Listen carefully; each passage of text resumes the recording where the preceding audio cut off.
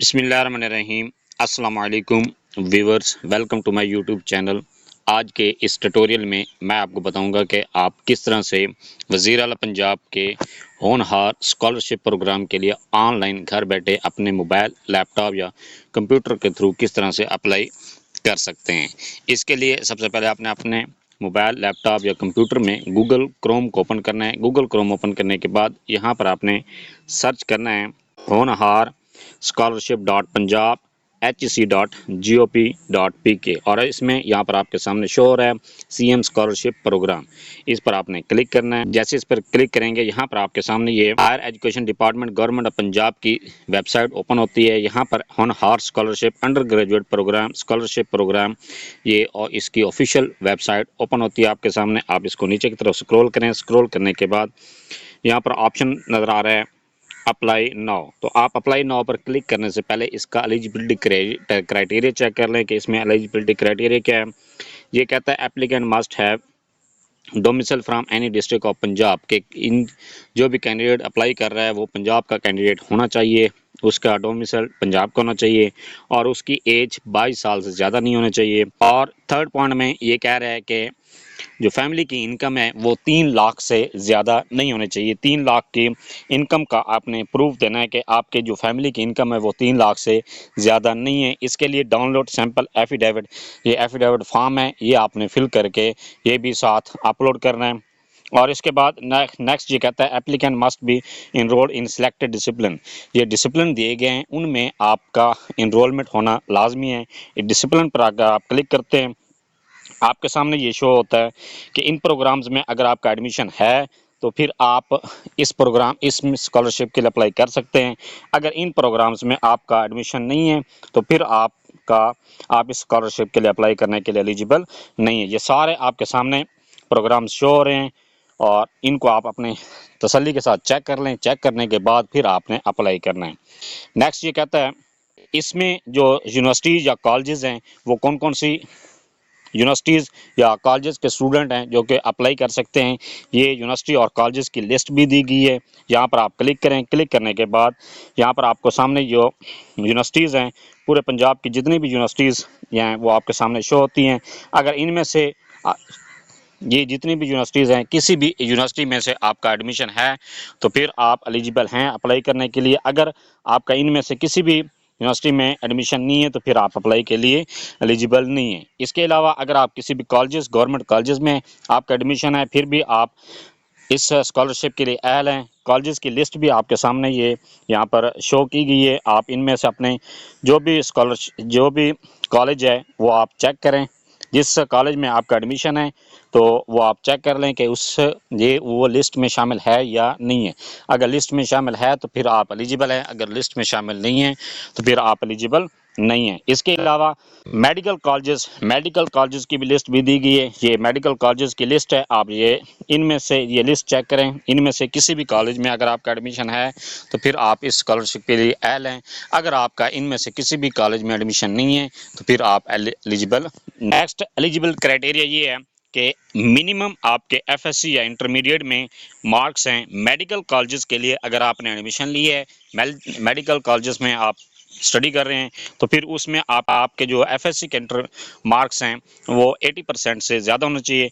अगर top universities में आप पढ़ रहे हैं तो फिर उनमें आपके 80% से मार्क्स ज़्यादा होना चाहिए।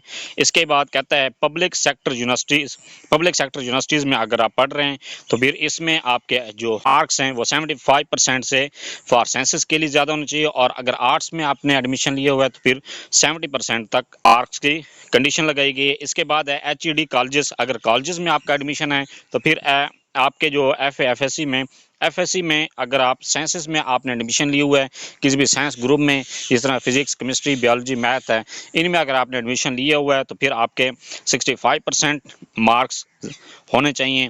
अगर 65% से ज़्यादा है फिर आप एलिजिबल हैं, अगर नहीं है कम है तो फिर आप एलिजिबल नहीं है। अगर आपने आर्ट्स ग्रुप में एडमिशन लिया हुआ है या किसी भी सोशल साइंसेज में लिया हुआ है तो उसके लिए 60% मार्क्स की कंडीशन है कि एफएससी में आपके 60% मार्क्स हैं तो फिर आप एलिजिबल। ये सारे टर्म्स एंड कंडीशन पढ़ने के बाद इसको चेक करने के बाद आपने अप्लाई किस तरह से करना है। अप्लाई करने के लिए अप्लाई नाउ के बटन पर क्लिक करें। जब आप अप्लाई नाउ के बटन पर क्लिक करते हैं आपके सामने ये ऑप्शन आता है। तो क्रिएट अकाउंट करिए। क्रिएट करने के लिए चूज योर नेशनलिटी, यहाँ पर आप अपनी नेशनलिटी सिलेक्ट करें। यहाँ पर आपके सामने ये जब जैसे आप इस पर क्लिक करते हैं सारी कंट्रीज शो हो जाती हैं और यहाँ पर आप अपनी कंट्री सिलेक्ट करें। हमारी कंट्री क्योंकि पाकिस्तान है तो पाकिस्तान ही सिलेक्ट करना है। इसके बाद है इंस्टीट्यूट, यहाँ पर आपने अपना इंस्टीट्यूट सिलेक्ट करना है। इंस्टीट्यूट के लिए कि आप यूनिवर्सिटी में पढ़ रहे हैं, कॉलेज में पढ़ रहे हैं या मेडिकल कॉलेज में आपका एडमिशन है, तो जहाँ पर भी आपका एडमिशन है वो यहाँ पर आप सिलेक्ट करें। सिलेक्ट करने के बाद नेक्स्ट है चूज योर यूनिवर्सिटी, यहाँ पर आप अपनी यूनिवर्सिटी चूज़ करनी है। जो यहाँ पर आप अपनी यूनिवर्सिटी सिलेक्ट करें, जिस भी यूनिवर्सिटी में आप ज़ेर तालीम है वो यूनिवर्सिटी यहाँ पर आपने सिलेक्ट करें। सिलेक्ट करने के बाद मैं यहाँ पर बहुत ही ज़करी यूनिवर्सिटी मुल्तान सिलेक्ट कर रहा हूँ। ये सिलेक्ट करने के बाद नेक्स्ट कहता है CNAC, यहाँ पर आप अपना शनाख्ती कार्ड नंबर इंटर करें। शनाख्ती कार्ड नंबर इंटर करने के बाद नेक्स्ट है ईमेल, यहाँ पर आप अपनी जीमेल लिखें। जीमेल लिखने के बाद नेक्स्ट है पासवर्ड, आपने अपना एक स्ट्रॉन्ग सा पासवर्ड यहाँ पर क्रिएट करें। पासवर्ड क्रिएट करने के बाद उसी पासवर्ड को कन्फर्म पासवर्ड वाले खाने में लिख दें। लिखने के बाद सबमिट के बटन पर क्लिक। जैसे ही आप सबमिट के बटन पर क्लिक करते हैं आपके सामने इस तरह का लिखा हुआ आ जाता है, thank you for registering, please remember your user name and password below. आपका जो यूज़र नेम और पासवर्ड वो भी आपको शो हो जाता है कि आपने क्या यूज़र नेम रखा था और आपका क्या पासवर्ड आपने सिलेक्ट किया।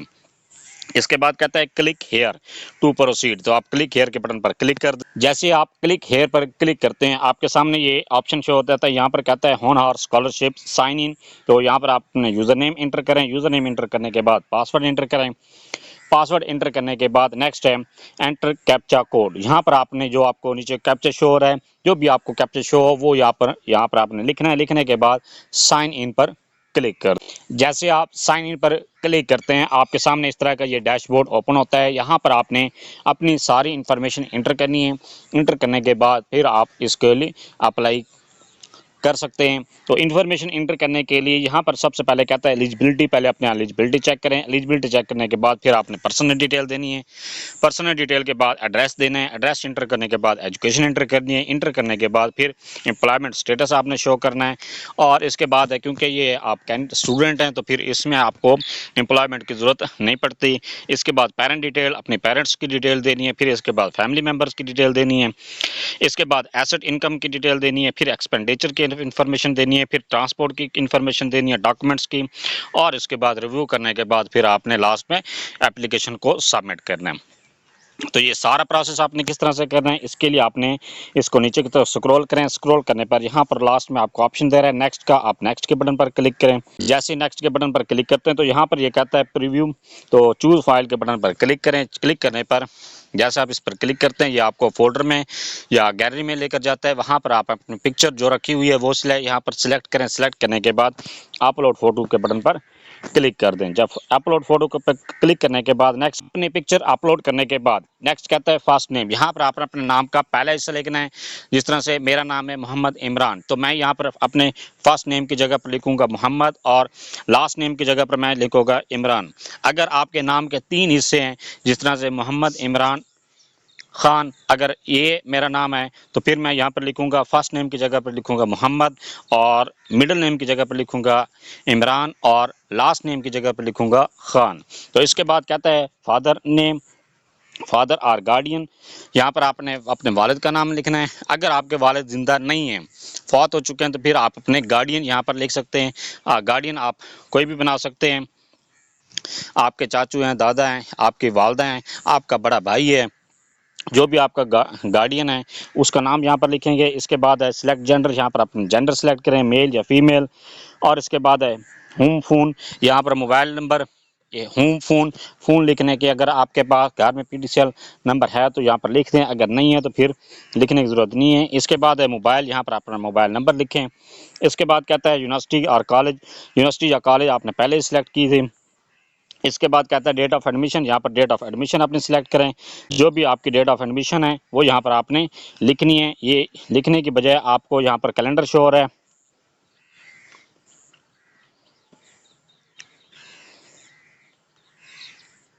जिस साल भी आपका एडमिशन हुआ है वो यहाँ पर अपना एडमिशन सिलेक्ट करें। सिलेक्ट करने के बाद नेक्स्ट है मंथ सिलेक्ट करें कि किस मंथ को आपका एडमिशन हुआ था।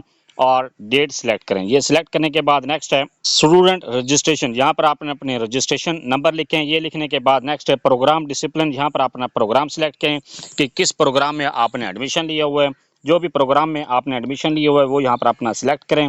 सिलेक्ट करने के बाद अपना प्रोग्राम या डिसिप्लिन सिलेक्ट करने के बाद नेक्स्ट है डिग्री टाइटल, यहाँ पर अपनी डिग्री का टाइटल सिलेक्ट करें। अगर आप बीएस कर रहे हैं तो बीएस सिलेक्ट करें, अगर आप इंजीनियर कर रहे हैं तो फिर यहाँ पर इंजीनियर लिखें, अगर आप एमबीबीएस कर रहे हैं तो फिर यहाँ पर एमबीबीएस लिखें। अगर इसके अलावा एग्रीकल्चर का प्रोग्राम कोई भी कर रहे हैं, बीएस ऑनर्स कर रहे हैं या कोई भी कर रहे हैं तो फिर यहाँ पर आपने डिग्री का टाइटल लिखना है। ये लिखने के बाद नेक्स्ट है डेट ऑफ बर्थ, यहाँ पर आपने डेट ऑफ बर्थ सिलेक्ट करें। जो भी आपकी डेट ऑफ बर्थ है वो यहाँ पर सिलेक्ट कर दें। ये सिलेक्ट करने के बाद नेक्स्ट है डोमिसाइल, यहाँ पर अपना डोमिसाइल जिस भी आपका डिस्ट्रिक्ट का डोमिसाइल है वो यहाँ पर सिलेक्ट करें। मेरा डिस्ट्रिक्ट लोधरा है, मैं यहाँ पर लोधरा सिलेक्ट कर रहा हूँ।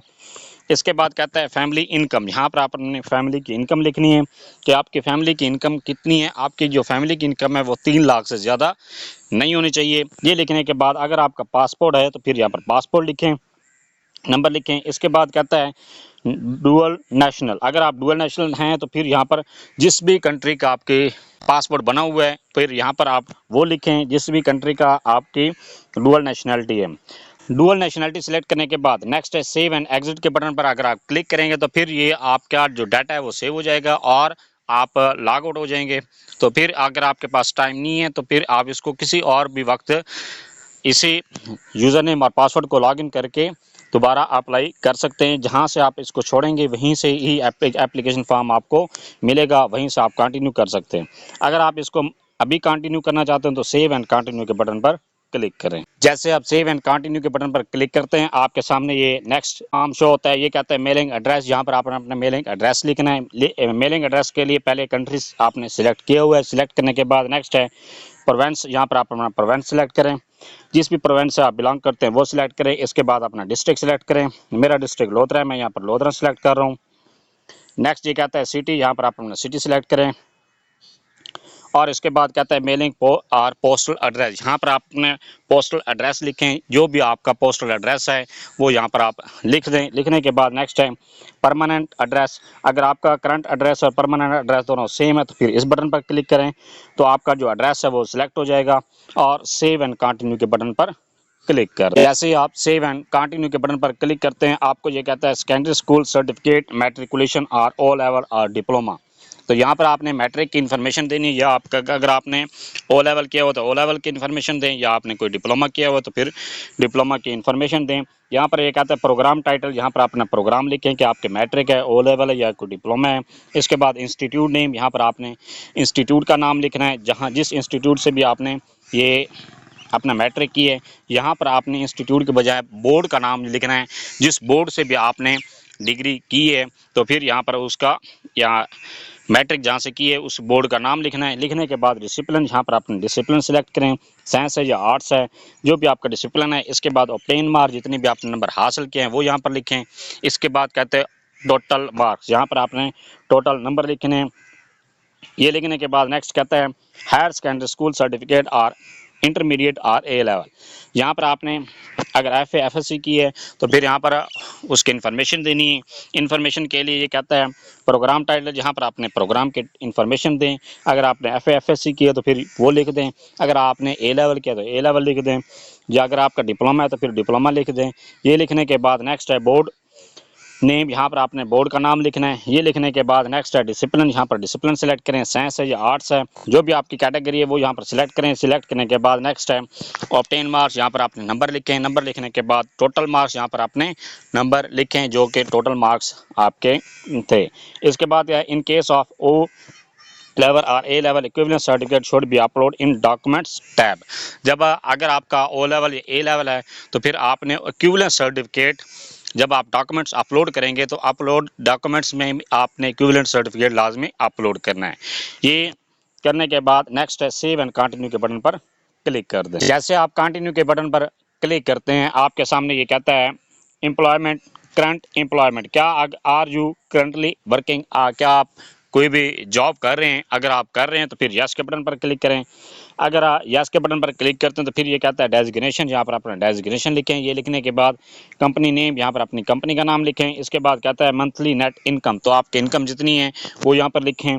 अगर आप कोई भी जॉब नहीं कर रहे तो फिर नो के बटन पर क्लिक करें और सिंपल सेव एंड कंटिन्यू के बटन पर क्लिक कर दें। जैसे आप सेव एंड कंटिन्यू के बटन पर क्लिक करते हैं, यहाँ पर ये कहता है फादर डिटेल। यहाँ पर आपने अपने वालिद की इन्फॉर्मेशन देनी है। वालिद की इन्फॉर्मेशन के लिए फादर नेम, यहाँ पर अपने वालिद का नाम लिखें। इसके बाद एनटीएन, अगर आपके वालिद बिजनेसमैन हैं तो फिर उनका नेशनल टैक्स नंबर बना हुआ होगा, तो फिर यहाँ पर आपने उनका ये नेशनल टैक्स नंबर एनटीएन भी लिखना है। ये लिखने के बाद सीएनएसी वालिद का शनाख्ती कार्ड नंबर लिखें। लिखने के बाद स्टेटस, यहाँ पर आपके वालिद जो अगर ज़िंदा हैं तो फिर अलाइव लिखें, अगर वालिद फौत हो चुके हैं तो फिर डिजीज़ के बटन पर क्लिक करें। इसके बाद है प्रोफेशनल स्टेटस, यहाँ पर सिलेक्ट करें कि आपके वालिद क्या काम करते हैं, एम्प्लॉयड हैं या रिटायर्ड हैं। अगर आपके वालिद एम्प्लॉयड हैं तो फिर एम्प्लॉयड सिलेक्ट करें, अगर रिटायर्ड हैं तो फिर यहाँ पर रिटायर्ड बटन पर क्लिक करें। और इसके बाद कंपनी नेम, यहाँ पर कंपनी, अगर आपके वालिद किसी भी जिस कंपनी में या जिस भी डिपार्टमेंट में काम करते हैं वो उसका नाम यहाँ पर लिखें। ये लिखने के बाद नेक्स्ट है टेलीफोन नंबर, अगर उनका टेलीफोन नंबर पीटीसीएल का नंबर है तो यहाँ पर वो लिखते हैं, अगर नहीं है तो फिर ज़रूरत नहीं है। इसके बाद मोबाइल नंबर, यहाँ पर मोबाइल नंबर लिखें। इसके बाद कहता है डेजिग्नेशन एंड ग्रेड, अपने वालिद का यहाँ पर डेजिग्नेशन और ग्रेड लिखें। इसके बाद मंथली नेट पेइंग और अर्निंग, आपके वालिद की मंथली अर्निंग कितनी है, नेट पे कितनी है। इसके बाद कहता है मदर डिटेल, यहाँ पर अपने वालदा की इन्फॉर्मेशन देनी है। वालदा का नाम, मदर नेम, यहाँ पर वालदा का नाम लिखना है। इसके बाद एनटीएन, अगर आपके वालदा का कोई बिज़नेस करती हैं तो फिर यहाँ पर उनका एनटीएन नंबर होगा वो यहाँ पर लिखें। इसके बाद है सीएनएससी, यहाँ पर उनका शनाख्ती कार्ड नंबर लिखें। इसके बाद स्टेटस, यहाँ पर उसका स्टेटस लिखें कि वो ज़िंदा हैं या फौत हो चुके हैं। इसके बाद कहता है प्रोफेशनल स्टेटस, वो उनका प्रोफेशनल स्टेटस सेलेक्ट करें कि एम्प्लॉयड हैं, रिटायर्ड हैं या हाउस वाइफ हैं। तो मोस्टली जो ख़वातीन हैं देहातों में जो होती हैं वो हाउस वाइफ ही होती हैं, तो फिर यहाँ पर आप हाउस वाइफ सेलेक्ट करें। अगर आपकी वालदा जॉब करती हैं तो फिर यहाँ पर उनकी जॉब एम्प्लॉयड सेलेक्ट करें। अगर हाउस वाइफ हैं तो फिर यहाँ पर हाउस वाइफ सेलेक्ट करें। इसके बाद कंपनी लिखने की ज़रूरत नहीं है। फिर इसके बाद टेलीफोन नंबर और mobile number, designation, monthly net income लिखने की ज़रूरत नहीं है। अगर आपकी वालदा एम्प्लॉयड हैं तो फिर आपको इन्फॉर्मेशन देनी पड़ेगी। अगर आप वालदा की इन्फॉर्मेशन नहीं भी देंगे तो फिर यहाँ पर सिर्फ ऊपर उनका नाम और शनाख्ती कार्ड नंबर और स्टेटस लिख देंगे, फिर भी ये आपकी एप्लीकेशन फॉरवर्ड हो जाएगी, नेक्स्ट प्रोसेस के लिए स्टार्ट हो जाएगी। तो इसके लिए यहाँ पर क्योंकि जिसके ऊपर रेड स्टार लगा हुआ है उसकी इन्फॉर्मेशन वहाँ पर उस खाने में आपने इन्फॉर्मेशन देनी लाजमी है। जिस खाने के ऊपर रेड स्टार नहीं लगा हुआ उसको अगर आप खाली भी छोड़ देंगे तो कोई इशू मस नहीं होगा। ये इन्फॉर्मेशन देने के बाद सेव एंड कंटिन्यू के बटन पर क्लिक कर दें। इसके बाद अगर है कि अगर आपके वालिद गवर्नमेंट एम्प्लॉय या किसी भी कंपनी में एम्प्लॉयड नहीं हैं तो फिर यहाँ पर प्रोफेशनल स्टेटस में अगर रिटायर्ड हैं आपके वालिद तो फिर यहाँ पर रिटायर्ड लिखें। अगर आपके वालिद किसी भी सरकारी या प्राइवेट महकमे में काम नहीं करते, आपके वालिद ज़िम्मेदारा करते हैं तो फिर इनमें से आप एम्प्लॉयड का स्टेटस सेलेक्ट करें, क्योंकि एम्प्लॉयड का स्टेटस इसलिए शो करना है क्योंकि वो अभी कमा रहे हैं। कमाई का ये आपने यहाँ पर नाम लिखना है, कंपनी नेम के बजाय आप वहाँ पर लिख देंगे फार्मर। और इसके बाद है mobile number, designation and grade आपको लिखने की ज़रूरत नहीं है और उनकी नेट मंथली इनकम यहाँ पर लिख दें। ये लिखने के बाद नेक्स्ट है सेव एंड कंटिन्यू के बटन पर क्लिक कर दें। जैसे आप सेव एंड कंटिन्यू के बटन पर क्लिक करते हैं आपको यहाँ पर लेकर आता है, ये कहता है detail of family members other than parents. Parents के अलावा जो भी आपके बहन भाई हैं उनकी इन्फॉर्मेशन यहाँ पर आपने इंटर करनी है। इंटर करने के लिए ये कहता है family member name, family member का नाम लिखना है। आपने पहले अपने बड़े भाई का नाम लिखना है, फिर अपने छोटे भाई का नाम, अगर आप सिस्टर हैं तो फिर सिस्टर का नाम भी यहाँ पर लिख सकते हैं। और इसके बाद कहता है रिलेशनशिप, आपने उनके साथ रिलेशन लिखना है। अगर यहाँ पर भाई का नाम लिखें तो आगे लिखेंगे आप ब्रदर, अगर आप यहाँ पर सिस्टर का नाम लिखेंगे तो फिर यहाँ पर आपने रिलेशनशिप में सिस्टर लिखना है। इसके बाद फैमिली मेम्बर ऑक्यूपेशन, अगर आपके जो ब्रदर है या सिस्टर है जो भी हैं उनका यहाँ पर अगर नाम, अगर वो जॉब होल्डर हैं तो फिर उनका ऑक्यूपेशन लिखेंगे। अगर जॉब होल्डर नहीं है तो फिर यहाँ पर आप स्टूडेंट भी लिख सकते हैं। अगर वो आपके बहन भाई पढ़ रहे हैं तो फिर उनका यहाँ पर स्टेटस है स्टूडेंट लिखते जाएं। ऑर्गेनाइजेशन नेम और डेजिग्नेशन, मंथली नेट पेइंग और अर्निंग की यहाँ पर लिखने की ज़रूरत नहीं है। इसके बाद आपने जब एक की इन्फॉर्मेशन दे लेंगे इसके बाद क्लिक टू ऐड प्लस के बटन पर क्लिक करें तो फिर यहाँ पर आपसे फिर वही इन्फॉर्मेशन मांगता है। जितने भी बहन भाई हैं आपके, बड़े से लेकर छोटे तक, आपने यहाँ पर सबकी इन्फॉर्मेशन देनी है। ये इन्फॉर्मेशन देने के बाद सेव एंड कंटिन्यू के बटन पर क्लिक कर दें। जैसे ही आप सेव एंड कंटिन्यू के बटन पर क्लिक करते हैं, यहाँ पर ये आपको कहता है family asset income on monthly basis. यहाँ पर आपने अपने जो फैमिली की इन्फॉर्मेशन है वो यहाँ पर देनी है, उनकी इनकम की इन्फॉर्मेशन देनी है। पहले यहाँ पर ये कहता है कि फादर की, मदर की, स्पाउस की, सेल्फ, अदर और टोटल। यहाँ पर पहले यहाँ पर आपने इन्फॉर्मेशन अपने वालिद की इन्फॉर्मेशन देनी है। वालिद की इन्फॉर्मेशन देने के बाद मदर की इन्फॉर्मेशन देनी है। इसके बाद अगर आप शादीशुदा हैं तो फिर अपनी घरवाली की इन्फॉर्मेशन दे सकते हैं। अगर इसके बाद सेल्फ अपनी खुद की इन्फॉर्मेशन दे सकते हैं। अगर कोई आप ऑनलाइन फ्रीलांसिंग करते हैं या कोई भी आप कमाई का जरिया है तो फिर यहाँ पर अपनी इन्फॉर्मेशन दें। इसके अलावा आप अगर आपके बहन भाई कोई कमाई करते हैं तो फिर उनकी यहाँ पर इन्फॉर्मेशन दें और टोटल यहाँ पर लिख दें कि आपकी टोटल इन्फॉर्मेशन, आपकी टोटल इनकम कितनी है। तो इनकम के जो सोर्सेज हैं वो कौन कौन सी हैं? प्रॉपर्टी रेंट है कि आपकी प्रॉपर्टी से वो रेंट लेते हैं, क्यों भी आपने प्लाजा रेंट पर दिया हुआ है, दुकानें रेंट पर दी हुई हैं, या कोई भी आपने घर रेंट पर दिया हुआ है कोई, या अपने घर के कुछ कमरे आपने किराए पर दिए हैं, वहाँ से आपको इन्फॉर्मेशन, आपकी इनकम आ रही है, या आपने हॉस्टल चला रहे हैं। तो जो भी आपकी प्रॉपर्टी, आपकी जो भी इनकम का सोर्स है वो यहाँ पर लिखें। जिसका भी इनकम का सोर्स लिख रहे हैं वो आपने इनकम का यहाँ पर उसके सामने मेंशन करना है कि उसके इनकम का सोर्स कौन कौन सा है। इसके बाद अगर लैंड लीज पर लेते हैं कि अगर आपकी ज़मीन है, अगर आप वो ज़मीन किराए पर देते हैं या अगर ठेकेदारी पर देते हैं तो फिर यहाँ पर वो लिखें कि आपके वालिद की जो ज़मीन है वो ठेकेदारी पर देते हैं, वहाँ से आपको इतनी इन्फॉर्मेशन आ रही है, आपको अर्निंग आ रही है। या आपकी जो वालदा हैं वो उनकी ज़मीन है, वो उनकी ज़मीन की अर्निंग आ रही है। या इसके बाद जो भी अगर आपकी अपने नाम की ज़मीन है, आप अपने नाम की ज़मीन की अर्निंग ले रहे हैं तो फिर यहाँ पर वहाँ पर उसकी इन्फॉर्मेशन दें। इसके बाद है शेयर्स और सिक्योरिटी। अगर आपने कोई भी शेयर्स खरीदे हुए हैं, या आपके वालिद ने शेयर खरीदे हुए हैं, आपके भाई ने, आपके सिस्टर ने या आपके वालदा ने कोई भी किसी भी कंपनी में या कहीं पर से भी शेयर खरीदे हुए हैं, वहाँ से आपको इनकम आ रही है तो फिर वहाँ वो इन्फॉर्मेशन लिखें।